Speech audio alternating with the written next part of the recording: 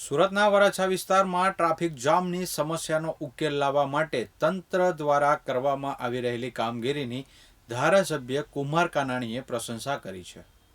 સુરતના વરાછા વિસ્તારમાં ટ્રાફિક જામની સમસ્યાનો ઉકેલ લાવવા માટે સ્થાનિક પ્રશાસન અને પોલીસ દ્વારા ચલાવવામાં આવતી કાર્યવાહીની વરાછાના ધારાસભ્ય કુમાર કાનાણીએ પ્રશંસા કરી છે. તેમણે આ કામગીરીને વધાવી લેવા લાયક ગણાવી છે. ટ્રાફિકની સમસ્યાથી વરાછાને રાહત અપાવવા બદલ ધારાસભ્યે પત્ર લખ્યો છે. તેમણે તેમના પત્રમાં એ પણ સૂચવ્યું છે કે આ કાર્યવાહી દરમિયાન કેટલાક સામાન્ય લોકો, ખાસ કરીને જેઓ ઓટલા કે સાર્વજનિક જગ્યા પર બેસીને નાના મોટા ધંધા ચલાવે છે, તેમને હેરાનગતિનો સામનો કરવો પડે છે.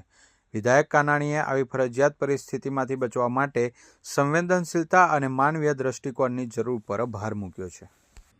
ટ્રાફિકની સમસ્યાથી ખૂબ ત્રાસદાયક લોકો ત્રાસી ગયા હતા. બેફામ દબાણો, બ્રિજ નીચે ગેરકાયદેસર લોકોનો વસવાટ, ગેરકાયદેસર પ્રવૃત્તિ, આ બાબતે લોકોમાંથી જે અવાજ ઉઠ્યો હતો, લોકોની જે રજૂઆતો હતી, એને ધ્યાનમાં રાખીને મેં પત્ર લીધો હતો.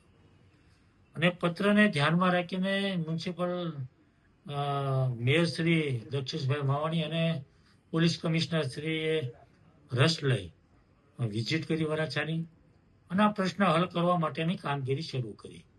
ખૂબ સારી કામગીરી થઈ છે અને એટલા માટે મેં પત્ર એમને અભિનંદન આપવા માટે લખ્યો છે કે આ કામગીરી ખૂબ સારી થઈ છે અને આ કામગીરી કાયમિક ધોરણે રોજે રોજ થતી રહે અને આ પ્રશ્ન જે દૂર થયો છે ફરીવાર ઊભો ન થાય એના માટેની કામગીરી સતત ચાલુ રહે એવી માગણી કરી છે. પણ એની સાથે સાથે એક સૂચન પણ કર્યું છે કે મને જે ફરિયાદ આવી છે, મારી પાસે જે વાત આવી છે કે અમુક જગ્યાએ અમુક લોકોને એવી ફરિયાદ આવી છે કે પોતાની જગ્યામાં બેઠા હોય, પોતાને વેપાર ધંધો કરતા હોય પણ જગ્યા પોતાની હોય, તો એવી જગ્યા ઉપરથી પણ માલ સામાન લઈ લેવામાં આવે છે, એને બંધ કરાવવામાં આવ્યો છે.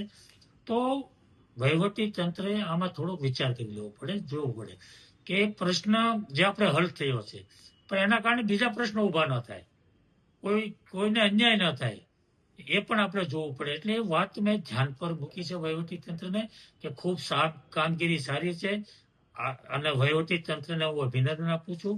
પરંતુ સાથે સાથે કોઈને અન્યાય ન થાય એનું પણ ધ્યાન રાખવું પડે, બીજા પ્રશ્નો ઊભા ન થાય એની પણ ધ્યાન રાખીને કામ